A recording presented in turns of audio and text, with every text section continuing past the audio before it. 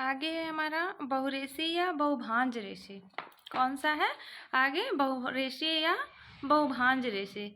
जब कई तैयार इकहरे धागों को मिलाकर ऐंठन देकर तथा बंटकर इसको बनाया जाता है तो इसे ही बहुरेशी या बहुभांज रेशे कहते हैं। बहुरेशी जैसा कि नाम से स्पष्ट है, बहुरेशी है यानी कि जिसमें एक से अधिक रेशों का प्रयोग किया गया हो उसे ही बहुरेशी कहते हैं। और इसमें सर्वाधिक ऐंठन देकर बनाया जाता है। जिस रेशे में सर्वाधिक ऐंठन दिया जाता है, जाहिर सी बात है कि उस धागे में मजबूती बहुत ज़्यादा होती है। इसमें 3 या 3 से अधिक धागों का प्रयोग किया जाता है। किसमें? बहुरेशी या बहुभांज रेशे में। उसके बाद चौथा आता हमारा केबल कार्ड या रस्सी। जिसे इसमें क्या होता है, जहाँ पर 2 या 2 से अधिक प्लाई के धागों का निर्माण हो रहा है उसे केबल या कार्ड या रस्सी रेशा कहते हैं। उसके बाद हमारा दूसरा आता है मिश्रित धागा। मिश्रित धागा जब विभिन्न वर्गों के रेशों को एक साथ मिलाकर बंट कर तैयार किया है। मिश्रित रेशा मिश्रण यानी कि विभिन्न रेशों का यानी कि विभिन्न पदार्थों का मिश्रण हो जाए उसे ही मिश्रित कहते हैं।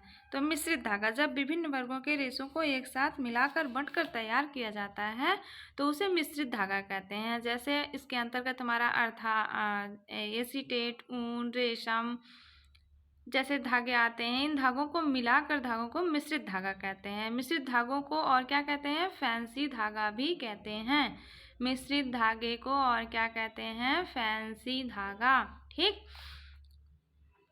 ये मिश्रित या फैंसी धागे भी कई प्रकार के होते हैं, जिसमें पहला आता है स्लब धागा। इस धागे के निर्माण के लिए इसमें निश्चित अंतराल पर ऐंठन देकर बनाया जाता है। स्लब धागे में सॉरी फ्रेंड्स, मेरे पास वाइट बोर्ड या ब्लैक बोर्ड नहीं है, नहीं तो हम बताते हैं आपको। स्लब धागा जैसे ये एक रेशा है, मेरी उंगली को ही मान लीजिए ये एक रेशा है।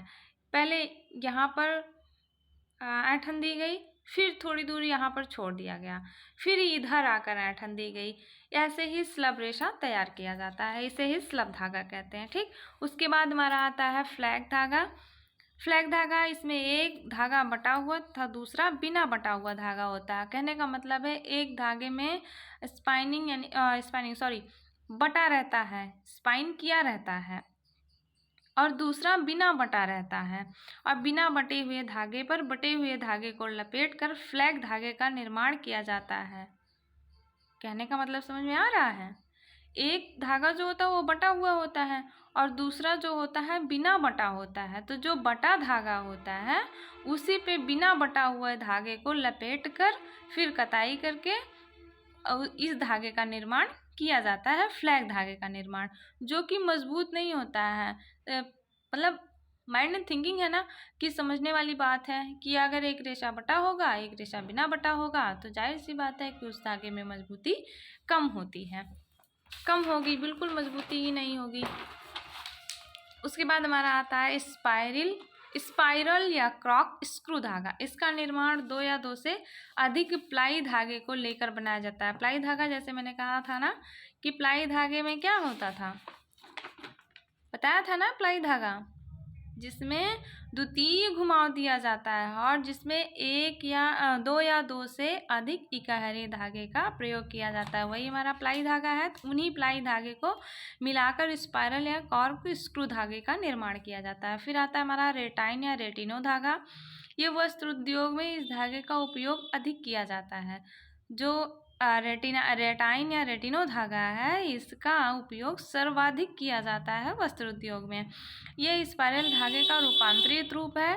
आधार वाले, कैसे इसको बनाया जाता है, देखिए, आधार वाले धागे को लेकर सीधा छोड़ देते हैं, इसके ऊपर धागे को थोड़ी दूर बंटकर फिर छोड़ देते हैं, अर्थात लूप छोड़े हुए धागों को छोड़ते हुए बनाया जाता है।